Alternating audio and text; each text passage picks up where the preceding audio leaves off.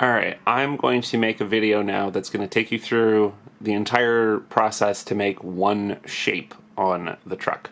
I'm currently very late in the process as I'm making this. The truck is nearly finished. This is one of the very last details I need to add on. It's basically something I forgot to make when I was at an earlier point in the process. Basically, here at the top of the conveyors, there's the area where the top gear pokes out. And I was supposed to cover that, and I just forgot to. So those are still exposed. So I'm just making a little box that's going to go over those things. And so I'm going to use this video as an example.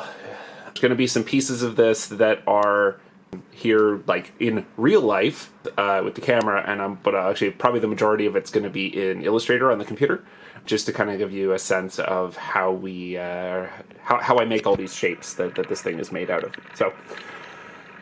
Yeah, alright, so for these particular ones, they're basically just going to be a fairly straightforward box, and I need to make sure that they fit precisely in here, and because we need really precise measurements, I'm actually not going to take measurements directly on the truck.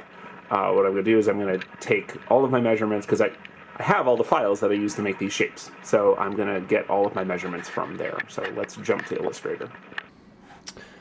Alright, welcome to Adobe Illustrator. So Adobe Illustrator is vector drawing software. On computers, when you see graphics, there's two different kinds of graphics. There's raster graphics, which is basically there's a grid, and there's 100 pixels wide and 100 pixels tall, and so that's 10,000 total individual pixels in the grid, and the system just remembers the first pixel is red, the second one is blue, the third one is white, the fourth one is yellow. It just remembers the exact color value of every pixel in the grid.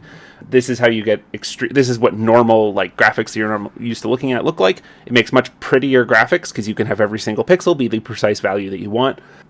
The disadvantage is they're harder to edit in some ways. There's another kind of graphics that looks worse for certain purposes, but is a lot more functional for various purposes. So what happens with vector graphics is, you're looking at some shapes here, but this isn't just remember that this pixel is red and this pixel is white. This is all math.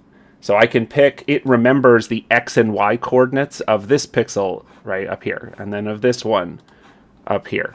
And you can rearrange them. I can decide, oh, that's not in the right place. I want to move this one, and I can do that forever. I made this shape several months ago, but I can still go back in and play around with it and move things around. I can make a duplicate of it. So when I made my shape here with the floor, I built that so that I could cut with the shape. But then later on in the project, when I was designing some additional pieces that needed to link up with that, I was able to paste it in here as, I can't even find where I did that. I was able to paste it in here as a reference. I don't even remember this file. Oh, here we go. Yeah. I was able to paste it in as a reference that I was then able to build additional things on top of. So you can make quick copies of things, and I can use that to do all of my measurements and my whatever. So that's why we're using vector software for all of this. And also because when I have my finished vector files, this is basically X coordinate here, Y, X and Y here, X and Y here, X and Y here. So which creates a path in space. And then I can send that to my knife printer, which we'll get to in a sec. And the knife printer will cut these out. Also, it looks like the volume is peaking a little bit, so apologies if I just exploded your ears. My microphone is really quiet, so I have to keep the volume up. So I have to make a point of not talking too loudly directly into it. Yeah, so basically, I can just take all of these files and I send them to the knife printer, and the knife printer just traces the path of the lines because it knows the coordinates of every stop in space, so that's great. So what I'm doing is I already showed you on the truck what the pieces that I'm making. I'm making a little rectangle that's going to sit in to cover up the top of the conveyor gears. So that piece is going to sit here, and this is where we start to have a lot of the advantages of working in vector, which is that, hey, I've still got all the lines I used for the other one. So, okay, how big does it need to be? Well, it needs to be here. This is, and I have the advantage, I'm comparing this against the model next to me, but basically it goes from here down to here. That's the space that I'm covering up. So I can actually just take this and I can hover over, and I can use these as my reference points. And you can see that, and you'll see throughout this, that as I hover over things, the system pulls up little lines and guides and things where it's trying to see oh, if I put the mouse here, I am at the center point of that little ovoid on the left, and I'm also horizontally aligned with something, not actually sure what. That's one of the problems that occurs when you have these very dense areas, is there's like hundreds of possible things that they could be trying to align to, and it's not always clear what you are aligning to. So yes, it is very helpful in terms of like, yes, you can align and make sure that this line is in the exact position of this other line, but sometimes you have to fight it because there's 10 other things next to it, and you have to make it line up to the right one, not just any one in the area. So anyway, so here I'm going to hover over here. I want to get, that's fine. So that's basically, you can see it's on an intersect here between the blue line and the blue line, right? That's where it's you can see it's highlighting some pink lines. Pink lines are the smart guides, and it's highlighted one of them over the vertical part of the blue and another one over the horizontal part of the blue, and that's good. That's where I want to be. So I know I'm in the right place to start. Right now I'm making a rectangle, and then I'm going to click this and I'm going to drag it down, and I'm going to try to find some other guides to snap to. So again, on the bottom, I can see that it's where I want to be. On the top is going to actually be a little more difficult. Oh no, okay, it is there. Yeah, okay, good. So there we go. So the pink lines appear to be where I want them to be. They're lining up with the correct lines. So there we go. Now I've got a rectangle. So that rectangle is now from overhead the dimensions that I need. So I am going to then take this and I'm going to move it over here. So I don't want to necessarily work on it in place because there's a lot of garbage over here. And so we're just going to move it off into an empty space over here. Okay, so that's my overhead. And also now, right now, I work with fairly minimal layers in this file, mostly just 2 layers. There's a couple others for occasional use, but mostly just with these layer called guides and a layer called shapes. Guides they're my rough positioning elements that I then make the formal final shapes in the shape file. So I'm going to cut out of the shapes file and put it in the guides file. I've got the guides file set up to be like 50% or 30% or whatever it is opacity, so those objects show up really faint. Okay, so there's my overhead. Okay, but I'm making a box out of this. Now, so the way I'm orienting this is this bottom edge here is toward the exterior of the truck, is toward the outside edge. This part here is going to be against a wall, so I don't actually need to make this edge, but I need to make the left side, the interior edge, and the side that goes toward the conveyor. Okay, so then I'm making a box. So I have the overhead, but now I need to know how tall the box needs to be. And to do that, I'm just going to come up here to one of my other previous areas. And then, okay, so here's the top of the conveyor, and here's the top of the little wall. So that's my height, and I can get that. Now, I have a file set up where it's a Google Sheet where I can put in the X and Y coordinates of 2 points, and I get the distance between them and the angle. And for certain things I do, going through all this extra steps to get my precise angles and positions is very valuable. In this case, though, I'm just trying to go fast, so I'm going to go here. And I'm just going to basically use these. I'm going to make another shape on top of the ones I'm trying to match. So again, here I'm only trying to get the height. I don't actually care about the width. So I'm going to hover over, and actually you can see, like, so I'm trying to hover over the light greeny blue over here, but actually that's not what it's lining up to, because the pink line is slightly lower than the center of that line, and I can see that instead it's lining up with one of the blue lines on the right, on the actual conveyor pattern. And that's one of the challenges with trying to make this stuff match up. So you have to kind of move it around. There you go. So that's the line I want.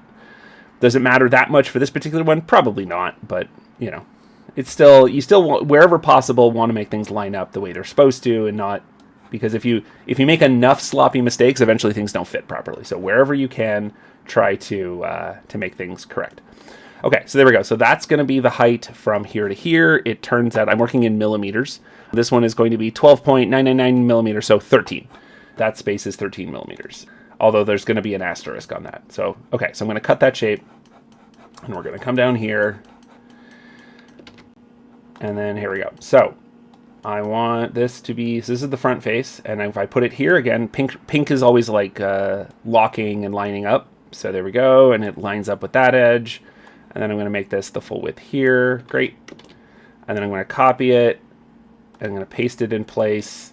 And I'm going to make it the left edge.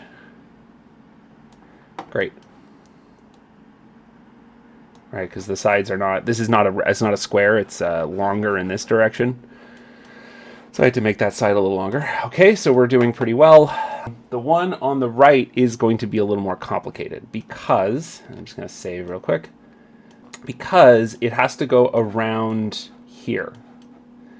Okay, this is the basic shape of the conveyor, and the right edge is actually going to be, it's going to need to follow this edge down to here. So that gets a little more complicated, and actually it's this. This is the piece. I'm referring over to my left to make sure that I'm looking at the right part, but yes, this is the shape that I previously made that was the outer housing of the conveyor, and that should be the shape I need to match up to when I'm making my my thing. So let me bring this over here. For now, I'm just going to kind of put it off to the side. We'll grab it in a minute. But okay, so let's start by making this. This is one of my edges again. It's going to go to here. And then, this one gets a little weird, but this, we're going to rotate it. It's really big. Well, here, it's really big, and I don't care about a lot of these other edges. So what I'm going to do is get rid of this, get rid of this, select this and this, make them rigid, and then we're going to make this shape smaller and more manageable. Great, because we don't actually care about the full extent of it, we just care about that one piece. Okay, so then I'm checking my thing. Yeah, so essentially when I look over at the part, this is going to be kind of like centered in the middle, and then we want this shape here to go down over here. That is a very complex task to do precisely, but we're going to do our best. First of all, actually, I want to make sure that this is lining up at the bottom. It's not currently lining up at the bottom. It's centered, so I want it here instead. And then I want it to match here. Okay, great. Okay, so I want this blue box to continue down over here.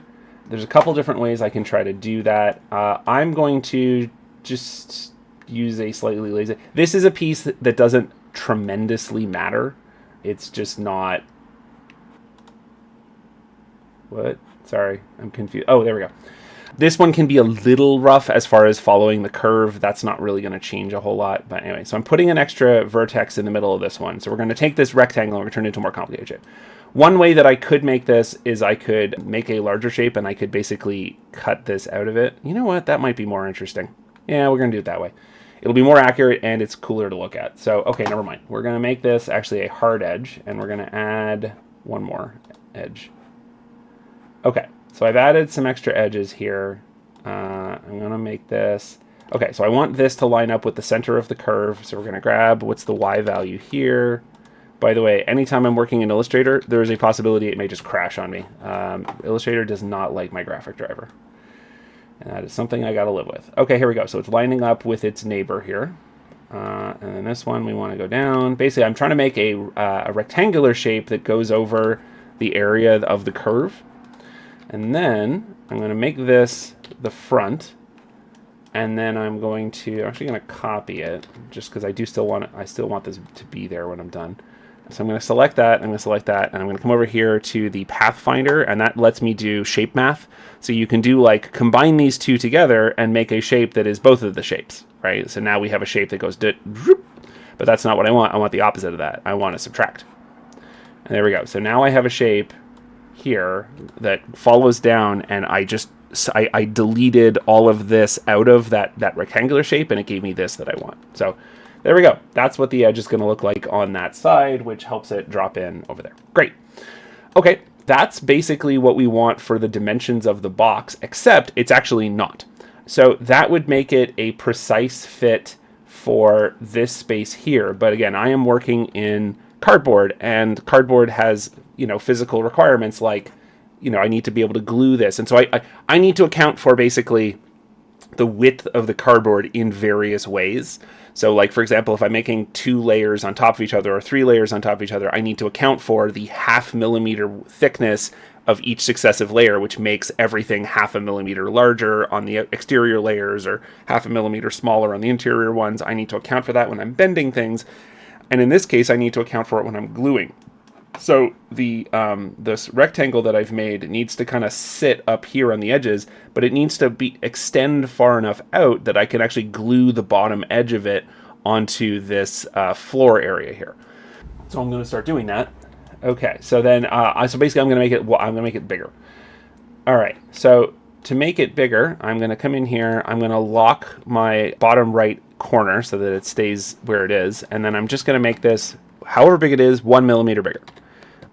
1 goes to 2, and then this 2 goes to 3, right? And then that will extend it out, and then I can glue that bottom edge to the thing. And then I'm looking up here.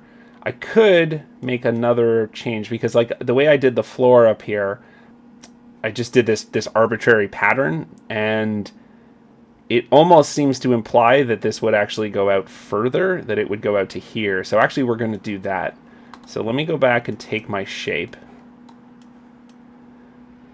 We're going to put it back where it was. And again, this is the nice thing about working in vectors. You can continually make these kinds of adjustments and fine.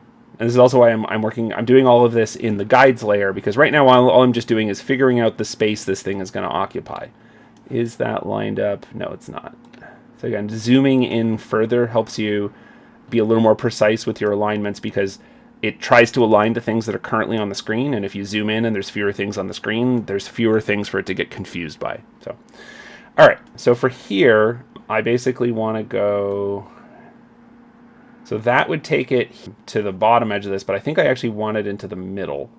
There we go. So it's here, it's locking onto the center of this little wedge shape, which is fine. That is, in fact, in the middle of the area that I'm concerned about. So there we go. So that's actually going to be the dimension of the shape here. Let me just do a quick test to make sure that the other side is the same size.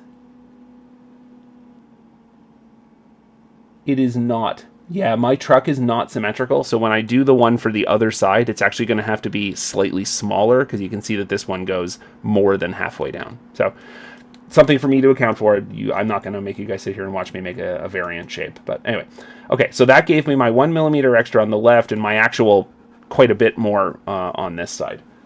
Okay, so then I'm going to adjust these. Now, with this one, to adjust to my new shape here, I can just do some fairly simple adjustments. I can drag it to the left until it locks in, and I can do this.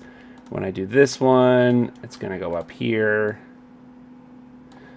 And then I'm going to make this go over here. Great, those ones are lined up, but I can't do that with this one, because if you watch the curve, if I just do a thing like this, it actually like changes the shape of the curve, right? It becomes a longer curve, and that then won't fit against the piece. So with these, I have to make a slightly different adjustment. I have to actually drag the individual vertices.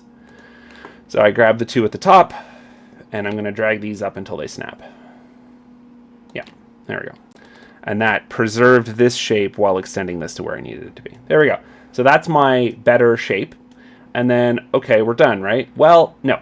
I also want to make a, just now we're getting into aesthetics. So this thing is going to be covered in a little bit of like paneling.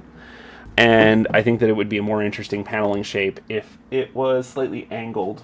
So I want, instead of this front face here being a rectangle, I want it to be angled in a little bit. So we're going to do this. And again, I'm just in my guides layer. I'm going to save again because this thing is very crashy. I'm going to make another guideline here. And basically, I just want this to be, I don't even know how big. A lot of this is just arbitrary. It's just like, you know, what do I feel like it needs to be? So we're going to make this one 5. And again, it's snapped down because I had, it doesn't matter.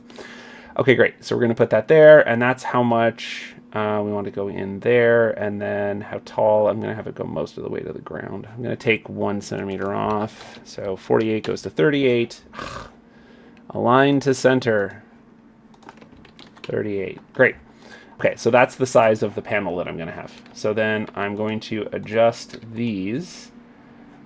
Again, adding some extra vertices. And we're going to make these into a bit of an angle. Okay.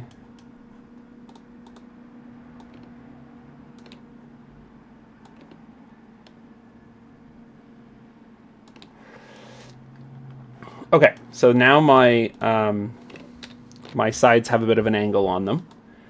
And I'm going to make this a different color so it's a little easier to tell apart. Okay, so that's fine for them. They're going to have it, except that now this top piece doesn't line up. Because now instead of needing to just fit a rectangle, I need to fit an angle and then a second piece. So, all right, I'm going to drag this down, and it's now going to go that far. But now I need, instead of one piece like this, I need a piece that's this long and a piece that's this long.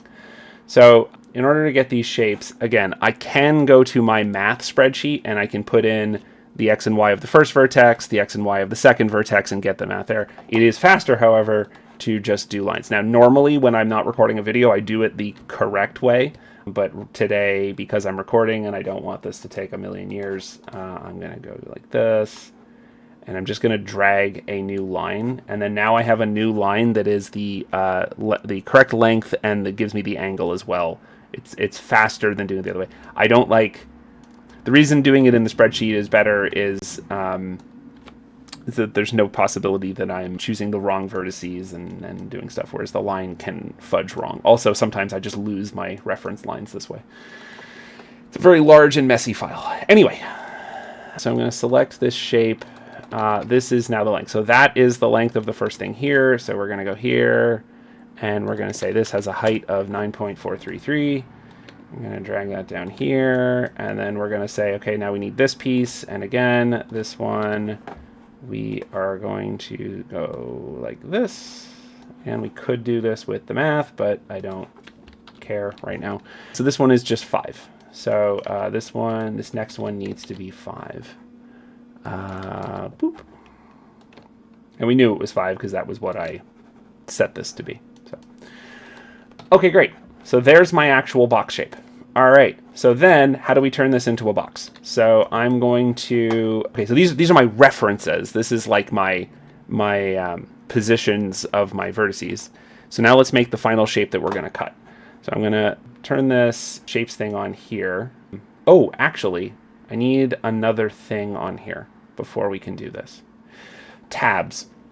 So when we go to glue a box together, it's a very weak bond if you just glue edge to edge on two things touching each other. What you really want are tabs that stick out and let you actually do like an actual like face adhesion.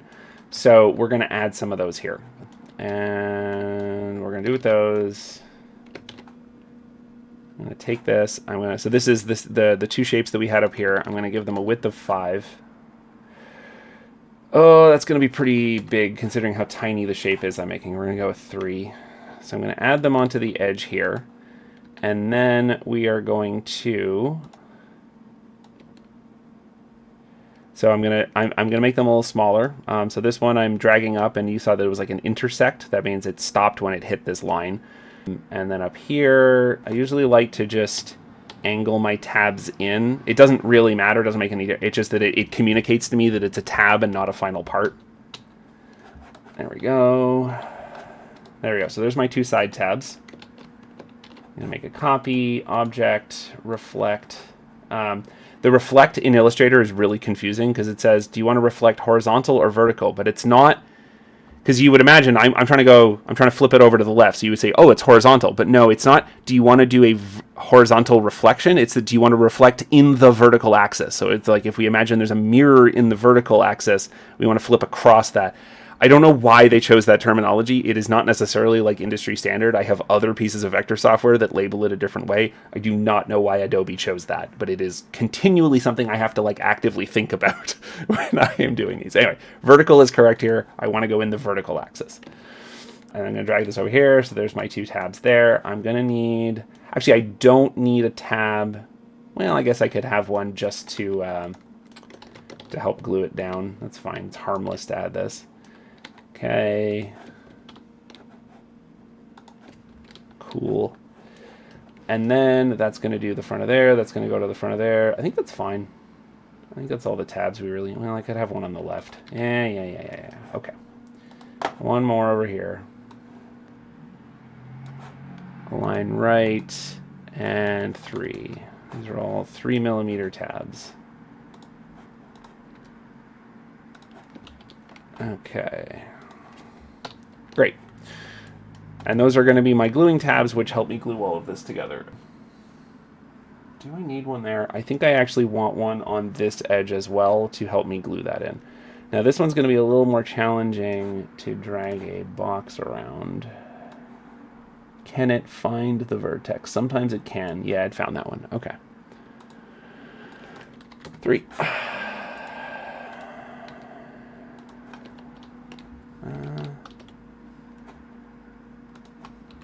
And just having these in. Okay, great.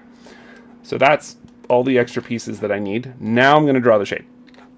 So I'm going to grab my shapes layer, and I'm going to just basically draw on top of my my guides. So I'm just going to start anywhere I want, and I'm just clicking, and you can see that as I go, it'll say anchor. And I just want to go from anchor to anchor.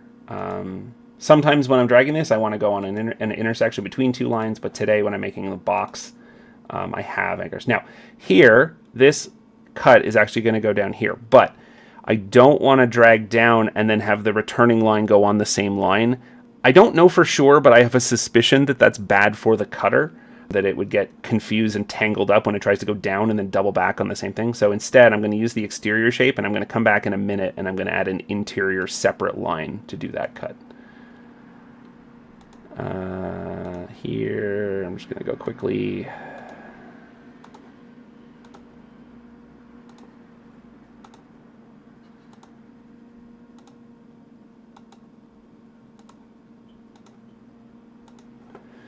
Okay, so then this one gets a little complicated because I can try to do a curved line to go through here, you can do, but I'm actually just going to do it the same way we did the other one by subtracting.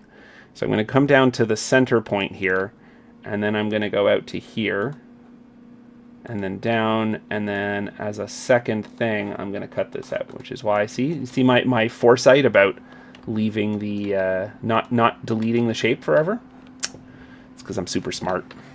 Okay, so I want to subtract this out of this, but I can't at the moment because they're on separate layers. Basically, you can only subtract the front out of the back, but right now the guide is behind the first layer, so it won't actually subtract the way I want it to. So I'm going to cut that, and I'm going to put it on the shapes layer temporarily so that it is now in front of it and can be subtracted. There we go. Okay, so then I need to add those little shortcuts that I did here. So from that anchor to this anchor, and that's going to do that. It's going to trace the external layer, and then it's going to come back in and do these internal ones. Okay, we're doing well. Now we need to add folding lines. So again, I'm saving a lot because again, crashy. Throughout this document, anywhere I need the cardboard to fold, I am adding these dotted lines, and basically the knife printer is going to go snip, snip, snip, snip, snip, just in a dotted fashion down, which weakens the cardboard enough that it knows that that's where you want to fold it without actually breaking the cardboard there. So I'm just going to steal some fold lines from an adjacent piece. These ones look fine. Going into this shape, yeah. That's probably all I need. There's nothing magic about these. They're just short lines. Okay, so group. These ones are going to go here, and I'm going to size them in a sec. Are those the longest ones I need? Those are the longest ones I need. Okay, so I'm going to do this until they look like they're in the right spot. Great. I like to have them go a little close to the edge just to help make sure that they fold right in that spot. Okay, that's great. I don't need the last 2. Okay. Then I'm going to make a copy of this. I'm going to put it over here. These ones need to be shorter. There's no magic formula about how tall the individual lines need to be, about how far apart they need to be. The lines are the same distance as the gap. So I'm cutting about half the material out along my lines, and that seems to be enough. It seems to cut well. Okay, as we go up here, we can do these ones. Should be able to do like this. I don't like that. Can I get one? Yeah, I can do like this. Okay, it's not totally centered, and it doesn't need to be. Going into this, deleting this. putting that here.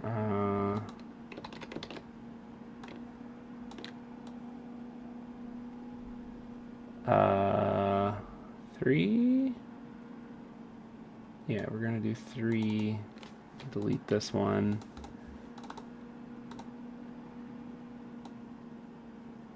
Again, nothing magic about it. It's anything that works. Okay. And these should be all of my fold lines on the shape. Great. Okay, so now we're going to combine them all together into a group, grabbing all of these. You and you, and then the outer shape. Group. And I'm going to make them all the same color. Colors are arbitrary. They're just whatever I feel like. So those ones will be... oh, there we go. So that's the reason I like to do a color change after the grouping, is to make sure that I didn't miss anything. So here I forgot to include these ones. So we're going to cut those. We're going to go into the group, and we're going to paste them into the group. And then again, we're going to color. There we go. Okay, so that is how we make a shape. We start with guidelines that tell us our external parameters, and then we start getting more detailed about, like, okay, well, that's the width, and then here's the height, and then I wanted to add an extra little detail about giving it like an angle piece. So we go in and we make changes.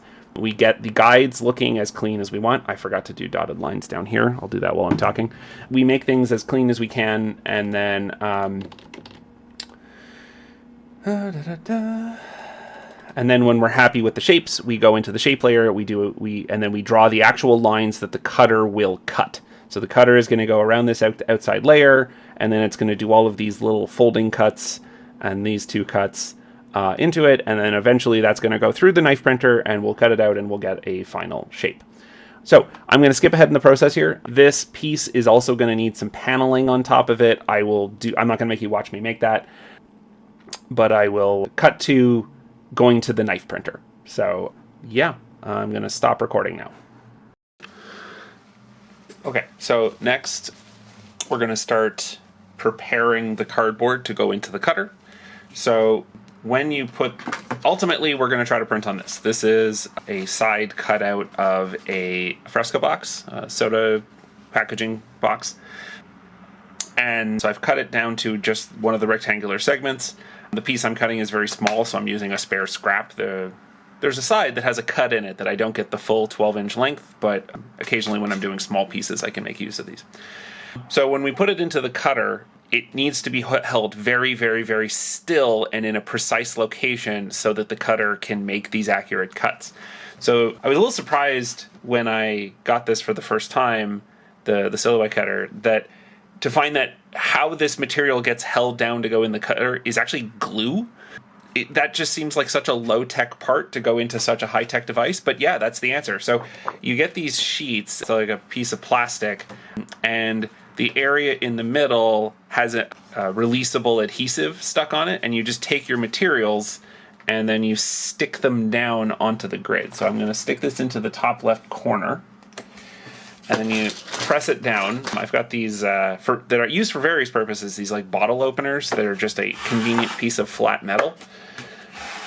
And press it down in, and then it just grabs onto the glue, and then now the printer is able to move the plastic sheet around, and then the plastic sheet holds onto the cardboard with the glue. My concern when I saw this for the first time was like, wait, won't the glue just like come off eventually? And yeah, it does. Eventually the sheets use up their stickiness and then they're dead. But you get a lot of printing before one is done, and it costs like, I don't know, about $20 per sheet. So it is an expendable resource that you need in order to work on this, but you get a fair amount of use out of it before it dies. There are various hacks that the internet wants to tell you can be used to refresh them and to reset the glue and so on. I've tried a bunch of them. I didn't find any of them to be effective, so I do just throw these out and get new ones when they wear down. But anyway, this one I'm using right now is getting toward the end of its lifespan and is not sticking as well as it used to, but it is still good enough to hold this today. So, all right, so that's all we need to do to prep. I'm going to go feed it into the printer in a moment, and I will continually call it a printer. It is not a printer, but you'll understand in a minute why my brain thinks of it as a printer. All right. All right. So fast forwarding, I've done a couple of things. I made a second one of these pieces. So I've got the one up here that we were working on earlier, and I've got the one at the bottom, which is flipped over the other way because it's on the other side of the truck, and also is a different set of dimensions. It is not, because the truck is asymmetrical, so this piece is not the same height. I've also gone in and added a second layer, so this is just going to be a second thing that goes on top, and it's going to make like a little console on the front with some buttons and just an arbitrary grill pattern to add some detail. Like the secret to a lot of this and making it look like high tech and sci-fi is you just put random lines and panels and whatever's in, and they don't need to. I like them to make some amount of sense, but they don't really need to make a ton of sense. A lot of it is just like some detail, and then your brain reads it as a logical component. So, okay, so I've got those pieces designed, and then I've lifted them over here into this second file. So as I've been working on this project, every time I need to send things to the printer, I make one of these files. As you can see, I have a lot of them for different areas of the truck. And basically this is a piece that is 4.5 tall and 12 across, because that's the size of the biggest panels that I get off of the fresco boxes. In this case, I'm actually going to be using a scrap of a fresco box because I don't need to print very much here. So I'm not using one of the full width pieces, but I'm still using my file is still 12 inches across, even though I'm trying to limit myself to only a few inches of width here. The piece that I'm going to be using has about 4.5 inches of useful width, and my width here is 3.5, so I have plenty of space. Okay, so I've lifted all the pieces here, and I've tessellated them so that they have room between them, but are taking a minimum amount of space. Yeah, okay. So then I've saved that. It is print front 13. So then I'm going to go into the printing software. And again, I'm going to keep saying the word printer because that's what my brain thinks it is, even though it's not a printer. Okay, so we're going to go down. So this is print front 13. And then here's my shapes. When you load it in, it loses the left and right alignment. So I have to put it back on the left. And you just want to keep it within the red lines because that's the safe area to make sure that it doesn't fall off the edge. And I have a little bit of space. Like I said, I have about 4.5 inches of space, so as long as I keep it within that, it's fine. Great. So I'm going to send it here. Okay, so now we need to go load the file into the cutter.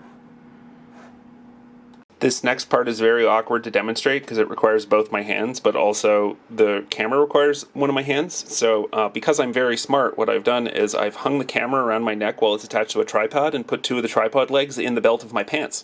And then it's kind of staying still. Look how smart I am. Anyway, so okay, so now I need to feed this sheet into the cutter. So to do that here, I'm going to line it up here. Okay. And then I'm going to hit load. And then it just pulls it in. And then so I've lined it up with the blue lines, and the machine it is ready. So it understands the position of this plastic sheet, and I've lined the cardboard up on the sheet. So we are now ready to go back to the software and hit print, and then you will see how all of this works. Okay, so now we're going to send it to the cutter. So we're going to hit send. All right, so it's going to identify that we just want to cut all of these lines. Theoretically, the cutter has the option of doing something different with like your external lines and your internal lines. So I could do something like all of my external lines cut all the way through the cardboard, but my internal dotted lines don't do that, right?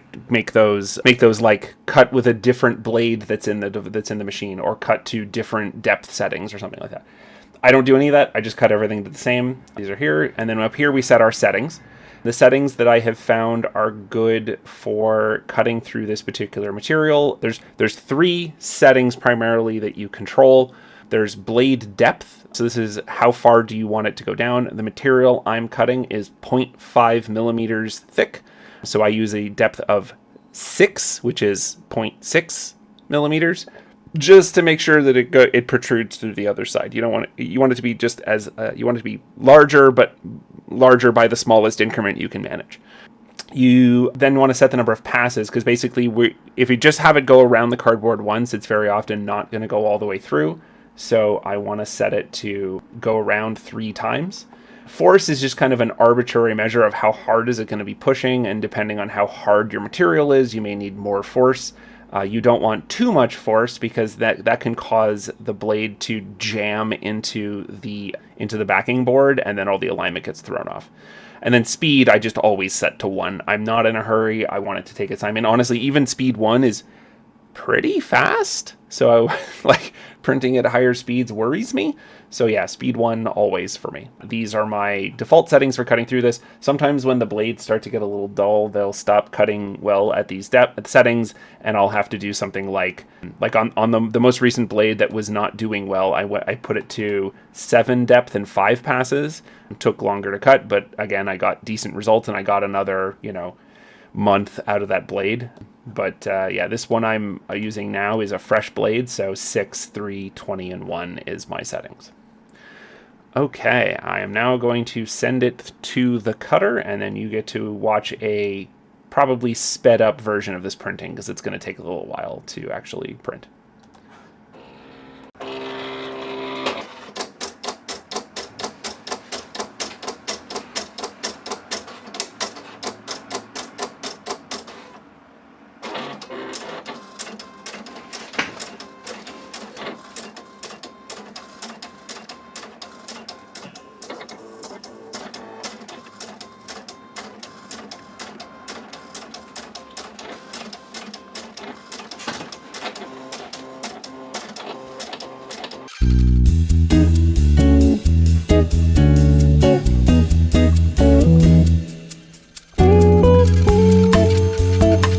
So as you can see, there's a combination of a few different motions that happen that allow this thing to cut.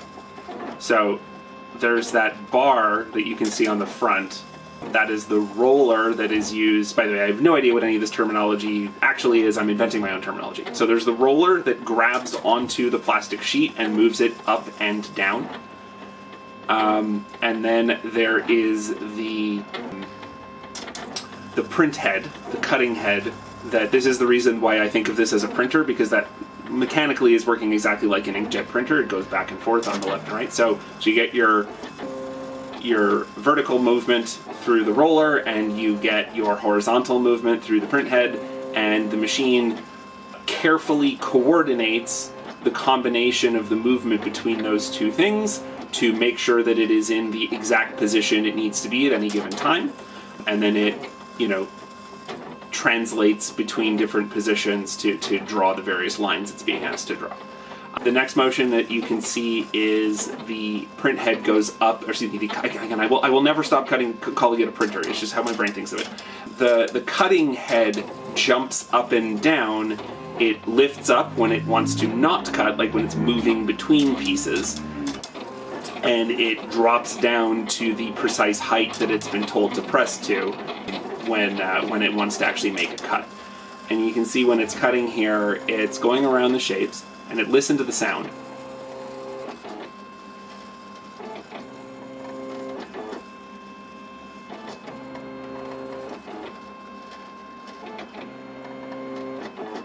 You can kind of hear how it gets like a lower pitch every time it goes around the same cut.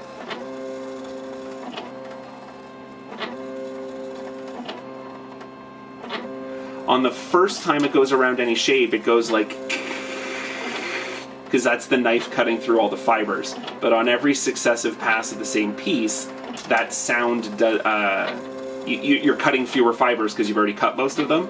And that's how you know that it's, actually getting through, is the fact that on the last pass, really all you hear is the motor. You're not hearing any scritching because everything has been cut already.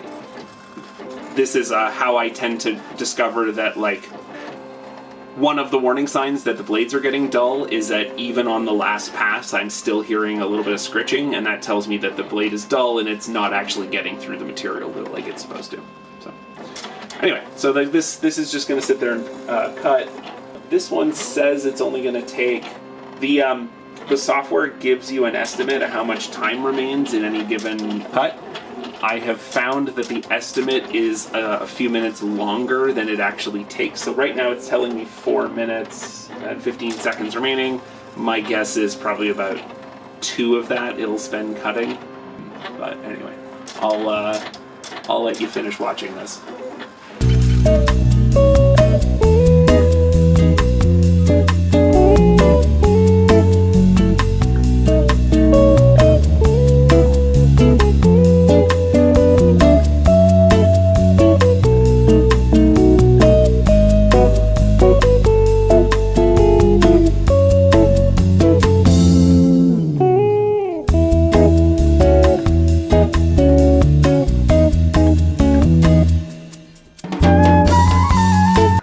The unload button, and there are my finished cuts, which are incredibly difficult to see on the camera right now. Alright, and then once it's been through the cutter, we then do all of the assembly. So this is now a cut piece of cardboard on the glue panel. So now we need to peel this off. So as we're going to do, we're just going to peel it off. It makes a nice satisfying sound. And as you can see, a lot of the parts have been cut off, but it doesn't just like lift, like that piece there it is lift off and it's still on the thing. But the one next to it, the one at the top, hasn't entirely cut through. This is totally normal. It does not always cut through every line. So you generally expect about half of the cuts to have gone all the way through and about half of them to require some love. Okay, so there we go. So some of the pieces came completely apart though, and that's pretty good. So I'm gonna put this aside for a second. And then we're going to try to release these extra pieces. I have taped off a section of my desk that the camera can see, but I mean, every time I try to record in real life, I end up drifting off of the camera, so if that happens here, well, we're just maintaining standards. There we go. So that piece is now off. It has some cleanup to do on the inside, which I'll get to. This is very likely going to become a time lapse rather than making you actually watch this.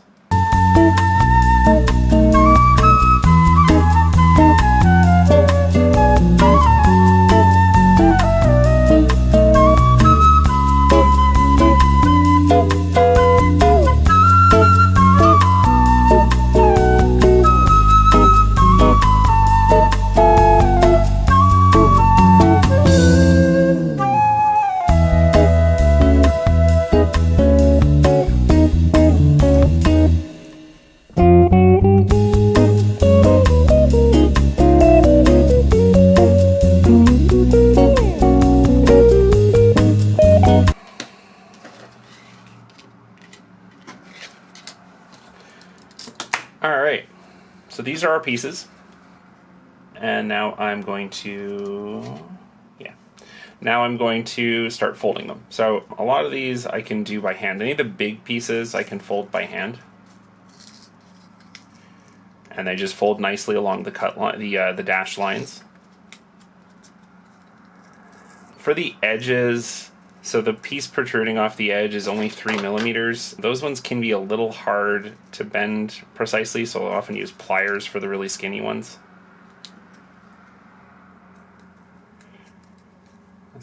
And sometimes they fight you. Sometimes it does not want to cooperate and bend that well, so you got to be a little gentle with this.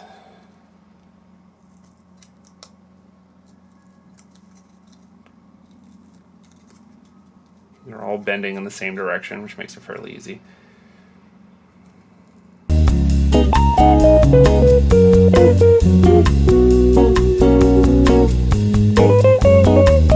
Alright, that one is... okay, so these ones are bent the way they need to be, so now we need to stick them together.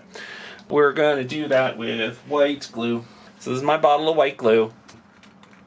Over the course of this project, I have already used up one of these, and I am about a third of the way through the next one. So yeah, a lot of glue on this project.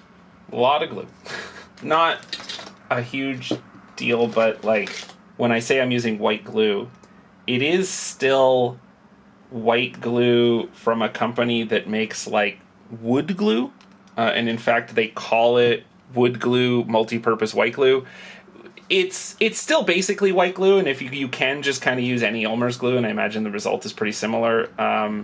But like definitely don't use like dollar store white glue, because that stuff is actually pretty thin and does not look very good. Anyway, cleaning out the top. All right, so then I'm gonna go grab my water dish and my paintbrush, and I'm going to start gluing stuff together. So I need these, and I also need napkins. So I'm gonna lay out 2 napkins under the edge of my water. I'm gonna check the camera to make sure that you can actually see this. You can't see it super well. This is why we check. No, you still can't see that this is water. There you go. You can see that it's water now. Great. Wow, that consumes a lot of my working area. Okay. So I'm wetting the brush. So basically I just need to fold this in and glue the tabs in place. So to do that, I'm going to start by putting glue on the side tabs here. And the way that I end up applying the glue varies. Sometimes I squeeze it from the bottle directly onto the piece. In this case though, because the tabs are so small, that's putting way too much glue on. And you kind of have to use the brush to both take off the excess glue and also to spread it around to make sure that there's glue on every part of the tab or of the gluing surface. And then whatever's extra just goes into the water. You have to put some effort into drying it after you're done rinsing off the brush, because you don't want, the next time the brush goes onto the onto a glob of glue, you don't want it diluting the glue too much, because then the joint will be, or the bond will be weaker. There we go. So I'm going to press that on there and make sure it's lined up properly.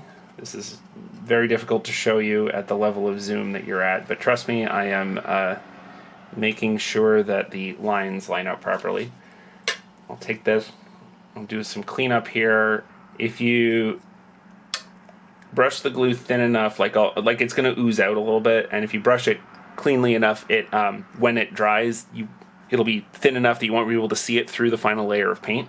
But if you don't go back and clean it off, you will be able to see the oozing glue, and that doesn't look great. So, all right, so there we go. So it doesn't take super long now. It is not dry, but it is tacked, and it will hold at this point.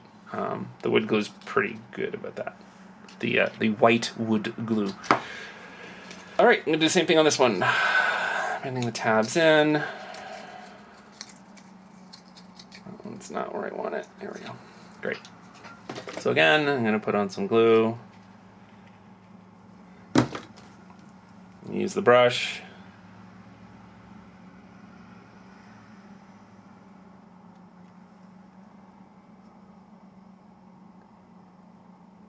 Ultimately, the amount of glue you want to have left over on it is slightly too much. Oop, it leapfrogged out of my hand. All right. All right, there we go. So you want to have slightly too much, because it's better to have too much, have it ooze out and clean it up, than it is to have not enough and not bond correctly. So,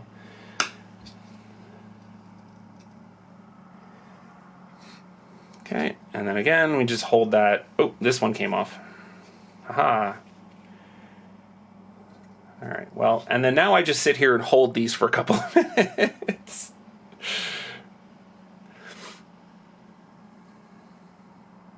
When I'm gluing larger pieces, I'll often take like big heavy books and stuff and press them down for, 15 minutes to let them properly dry. Like I said, I don't need to hold these until they're like dry, but I do need to hold them until the glue gets some water out and will hold without me squeezing them.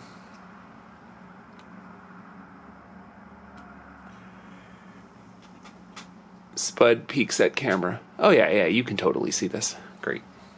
It's good TV right there. You're literally watching glue dry.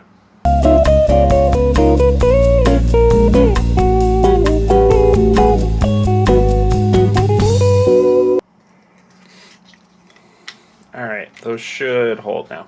And if they don't, I'll just squeeze them again. All right, so next I have the little consoles here For these ones, I'm definitely going to use pliers to bend them because there's a bend like 1 millimeter away from a cutout, so it's very, very thin, and if I just try to bend that by hand, it will it'll bend in the wrong place. So I'm going to put the pliers over the skinny part, over the thin, fragile part, and then I'm just going to hold down and pull. And that will make the bend where I want it. Same thing for the other one.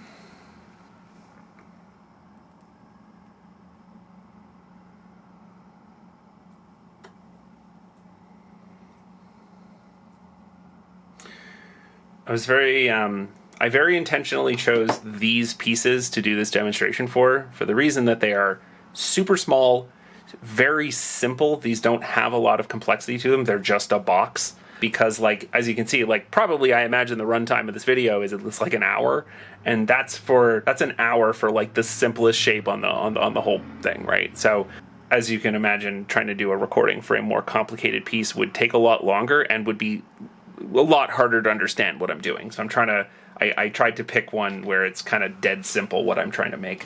Okay, so now we've got our boxes, which again, not dry, but they're set. And then we've got our consoles on the front, and then the two things on the top. So the two back pieces are different. So ultimately these two are different sizes because the truck is not symmetrical on purpose. It's intentionally not symmetrical. So the front panel on both of them is largely identical, except that they're flipped left to right, because basically I've got a set of controls, a little set of buttons I'm going to glue on top of here that are like an up and a down arrow to move the conveyor. And I want that to be on the side with the conveyor on it, with the curl. So basically that's going to be on the wide panel here.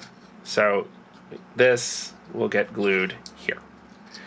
So to do that, I like to put the glue on the piece that has less surface. And we're going to brush it around.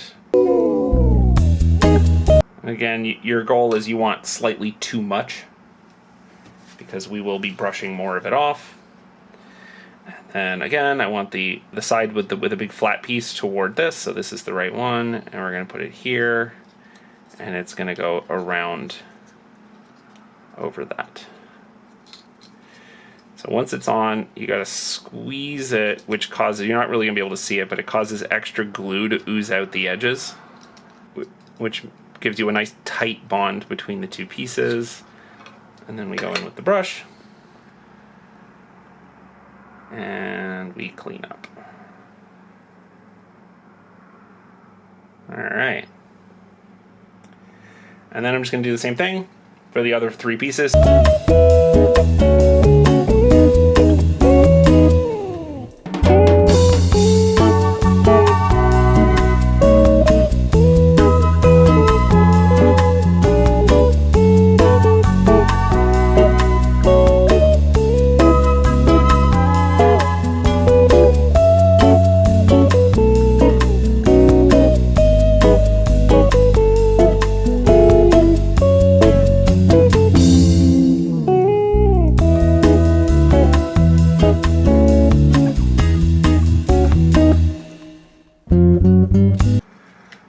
Okay, and there are our two pieces, and now we're just going to go put them on the truck. Alright, and then we take the piece and we're going to put it on, and as you're going to see, we actually made a slight mistake, and this is a common issue. So when I put it on, it's too tall. You can see that it pops up behind or over the top of the edge, and that's because when I was making my measurements, I didn't account for the depth of the floor. So the floor is 2 layers of cardboard, and in fact one of them is 0.7 millimeter cardboard, so the floor is 1.2 millimeters higher than the piece that I was measuring in my file earlier. So actually, and I thought of this briefly when I was making the file, but I forgot to then account for it. I was like, oh, I'll need to subtract some millimeters for the floor depth, and then once I started talking and explaining, I got sidetracked and I forgot to actually do it. So I'm going to need to modify this part to take 1.2 millimeters about out of this edge and this edge to account for the floor so that it will sit nicely and not pop up over the edge. This kind of slight mismeasurement happens all the time tons of places on this have had something where like I design it and I build it in, and then either I forget to account for something like the depth of a floor, or it just turns out that I didn't assemble something super precisely in another place, and so like theoretically I did account for something, but sloppy assembly then causes it to not fit anyway. So anyway, I'm gonna have to make that adjustment, and then these will sit on nicely once the adjustment is made. So I'll just cut ahead to after that's done. All right, and then this is after they've been adjusted and glued into place. Both of them now sit correctly on the space. They cover up the area of floor that I wanted to cover up. They cover up the top of the gear on the conveyor belt without actually touching it, which was the goal. And they just kind of add some miscellaneous detailing into the top to make it all feel more, you know, filled in and realistic and whatever. So there we go. That is the entire process from start to finish of how I make every single goddamn piece on this thing. Right? You start with, here's the thing I need, and sometimes I have to draw a concept, and other times it's simple enough like this where I don't need to. And then I go into Illustrator. In Illustrator, I make my layers that determine, like, here's all the sizes and the constraints that everything needs to be, and often the sizing and the constraints is the most time-consuming part. Like, figuring out, like, when I'm making moving parts, there is so much math involved in making sure that everything has enough space to move, and that the sizes, and, like, things are constantly getting pushed half a millimeter in one direction or half a millimeter in the other direction in order to accommodate that. So, like, moving parts make all this a lot more difficult. But, yeah, so then I do that, and then I come up with the final, based on all of the measurements and the mock-up shapes, I then make the lines for the final cuts, and then I send them through the knife printer. The knife printer does its best to cut them out. I clean up the cuts with a knife. I go in with with glue and a brush, and I glue all the pieces together, and then I attach them onto the main thing and cross my fingers and hope that it fits. And then repeat that for, I don't know, like 6 goddamn months, and then you eventually get a big giant truck. So, yeah. So you saw one tiny little snippet of that today, doing 2 tiny little boxes, but essentially the process for the rest of the truck is just that, just in over and over and over and over and over and over and over and over and over again, and on much more complex parts. So, yeah. And that's why this has been taking so long. I still love it though. This looks incredible. I'm very happy with it.